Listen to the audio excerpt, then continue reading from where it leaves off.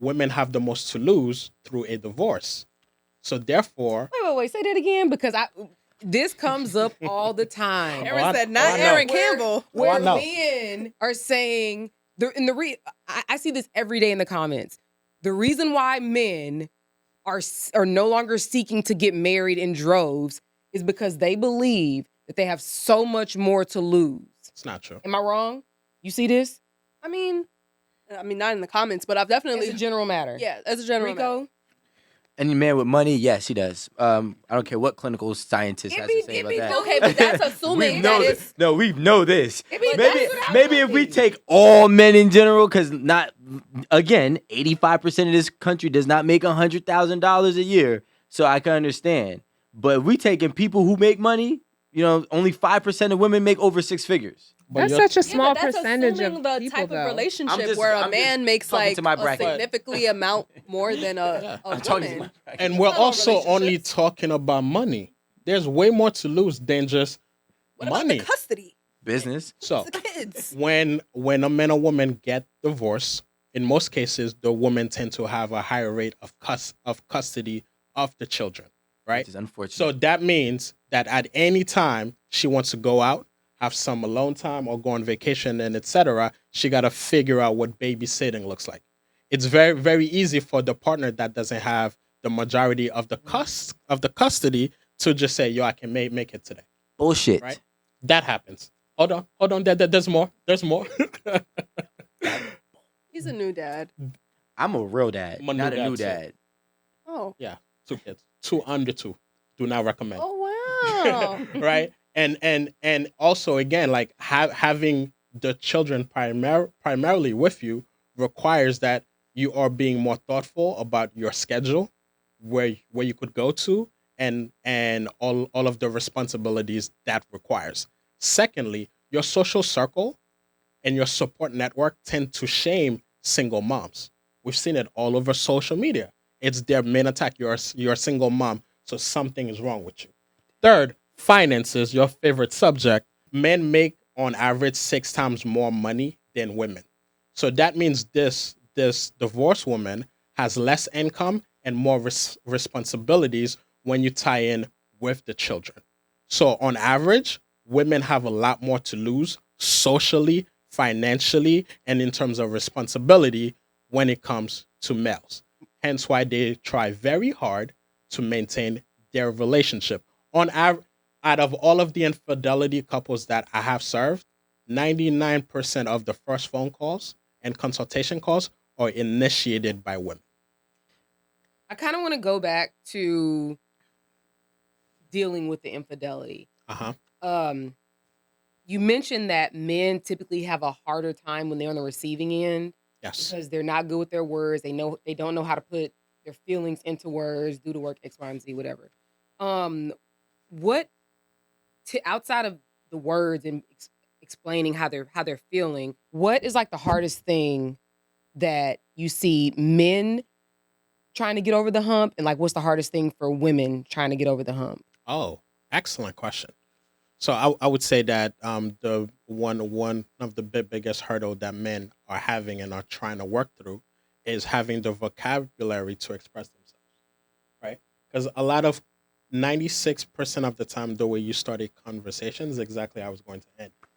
So there's a difference between saying you're selfish versus, hey, babe, lately I've been feeling neglected and unwanted. You're saying the same thing, but you need the right words and the feeling words because that's what your partner can identify. So if I'm saying you never and you always, that's me attacking you, and you're automatically going to defend yourself. So what I have found is that a lot of men are learning the vocabulary and as well as the skill and the science needed to properly express themselves. Now, in return, there is a lot of work also being done on their female partners to learn how to listen, right? But it's easier to listen when emotional words and feelings are being used in personal attacks. Mm-hmm.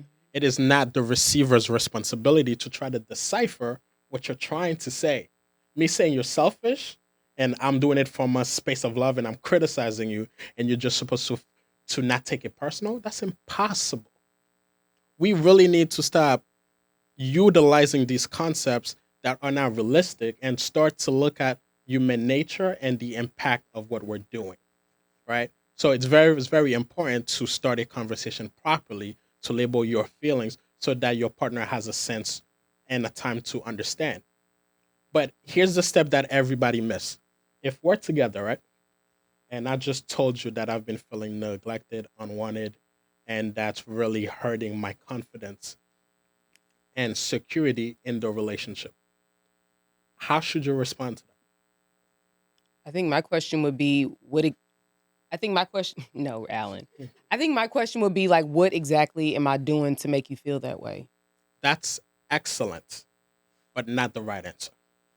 So when somebody express themselves to you and have a complaint, the first thing you do is summarize.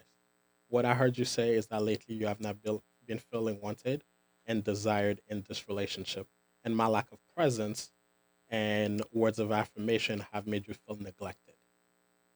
First step. Second step is I'm going to validate you to make sure that you feel understood prior to responding to you. I can understand what it feels like to be neglected and unwanted. I could clearly see how that is detrimental to the relationship and how that would affect the way that you view yourself and exactly the way that you feel in this relationship in terms of safety and security. Mac, does that take some form of emotional maturity, some emotional intelligence? So I have one more step. I Never had that. I had a question for I this. have one more step. In real life. Never Yeah, you can definitely TV, Mac. Do the final step. You can definitely do the final step. Yes. Yeah. So the third step is: do you feel understood? You asking me? Yeah. No, he's saying After summarizing and there's I two validated, Uh-huh. I'm going to ask you: do you feel understood? yeah. Because Oh. I cannot respond until you felt heard. If not, I'm I gonna see. share my perspective. Then you go back and share your perspective. We're not gonna get nowhere because nobody's feeling understood, right? So being able to sit back and be disciplined enough to hear you, make sense of what you said, and validate that. And validation does not mean that you agree. Validation means I understand. Conflict does not apply to agreement because we can see the same thing, have the same experience, but have two different perspectives of it. So it's true for me because it's subjective to me. My feelings are true and they're right, and your feelings are true and they're right. So we're not debating who's right or wrong. So that's why the validation and the understanding is needed before we can even proceed to have a conversation. So those are the three steps that most people are not aware of. And those are the three steps that requires the most discipline. Like I'll be in session and the couple like, and they're turning away and they're moving their body. I'm like, how does the discomfort feel? Like, I just want to say what I want to say. I'm like, cool, sit with it. It's not time for that. Because that's what you need to create a masterful relationship. Not a mediocre, a masterful relationship. Damn.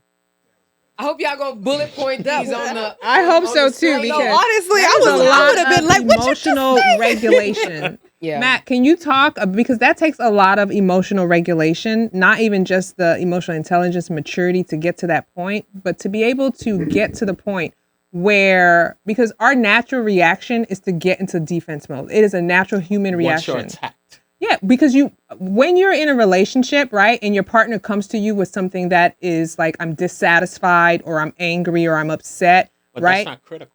But even you isn't get in the defensive. defense. So how do you get your clients to get to the point where they can regulate some of those emotions? Okay. So I think that we're having a misconception of what defensiveness looks like.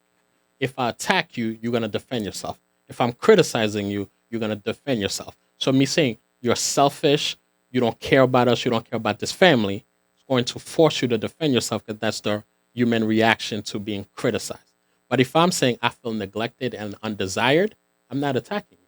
So your need to defend yourself is not as high as the previous statement. But still there though. That's not necessarily Some true. of it is there, but not to the same degree that you feel like you want to tell me that I'm wrong. Wait, time out. Because every man is gonna tell you, listen, we've been in relationships that we've went about this way, and even even it got to a point in my personal life, previous relationship, where I was like, yo, you know what? How I try to speak to this person, they don't receive it. I called my best friend. I said, yo, you already know what's going on. You know the situation. You might be able to say things differently than me, right? And we can say things differently with no attacking, no you words, no direct words. Everything is going to be on my end. And it still can be taken as an attack. Don't tell me, show me. So make a statement right now. So what I'm saying is, wait. No, I'm here. I got you. Breathe. So let's say if I said I felt neglected, I felt you didn't, or I felt I was not being heard in the conversation that X, Y, and Z happened. And the first thing that always happens is, so you're saying, yeah. So you're saying, I don't understand you? Correct. And then, and what I'm trying to say is, now with what Marie is saying, is it's not emotional regulation on one side. It's emotional regulation on both sides. Because I can do all the practice that I want. I could use all the proper precautionary words and vocabulary. But if the person still deems it as an attack, and I'm not going to lie, I feel like I say a lot of things and people say a lot of things and women hear only one part of it and then turn it to a whole nother thing. And always my first question is that what you got from what I said? And then we try to unpack the whole thing. So Excellent. The emotional regulation is not always on the guy's side. Agreed. And I think that that's one thing that we have to be understood, because in my notes that I've taken, he was down there. I heard a lot of things and I'm like, whoa. So one of the key things that you said was feeling words, right? Yes, sir. And my issue with feeling words is usually, first of all, people know how I feel about the word feelings. You know, usually the feelings are derived, basically a social construct of what you should feel or how you should take certain things that are being said. It's all a social construct, which then becomes a one-sided thing. Because now if I say X, Y, and Z, whatever it may be, one woman can deem it this way, one woman can deem it that way, and now I'm literally the person trying to figure out, how do I speak to this person? And sometimes it doesn't matter how you speak to a person, whether or not, it doesn't matter how you speak to a person, because whether or not, whichever avenue you go, they cannot receive it the way that it needs to be received. Good point. And that's why it's called couples therapy, right? Not only am I coaching you how to identify your feelings and how to express yourself, but I'm also instructing your partner on the proper way to respond, right? Because that's not natural to us, right? It's not natural. It's not natural hearing how my behaviors impacted you. I automatically want to say, no, that's not true, because from my perspective, it's not true. But we're not speaking of agreement, right? So a lot of couples tend to get stuck on the validation because they're arguing agreement. So you're right. You can try your best and be the best communicator in the world, right? And label and do all of the steps that I said at first. But if your partner doesn't learn how to listen and how to respond, then it's not going to be effective. Hence the term couples therapy. All of the partners in the relationship must be present, because the knowledge and the skill must be applied to everyone. And I say that, and I'm so glad you said that. So I say all of this and bring in full circle, because one of the things that was mentioned was that men don't, and it's not verbatim, but men have the hardest time, being vocal with women. And I said this on a previous podcast. It's really not that.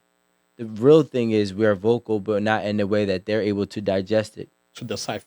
Yeah. Decipher, receive, and, execute. And I feel like that's unfair, because for a long time, we weren't able to understand women. In fact, I don't even think men understand women right now, right? So nobody understands each other. So when it comes to being able to communicate and receive it, and what was the word that you used instead of receive? Validate. No. Decipher. Decipher. Decipher what's actually being said per person. So a lot of things that we go ahead and we try to run with narratives, because we talk about, averages. And there's so many variables that play along with these averages. And the biggest variable that plays along is just the simple fact that it's actually a miscommunication and the inability to decipher on both sides. And maybe, not me because I'm great, people should start seeking therapy before they become a couple. So on average, couples wait 6 years too late before going to couples therapy, right? So I am used to seeing a lot of couples where divorce is the next step.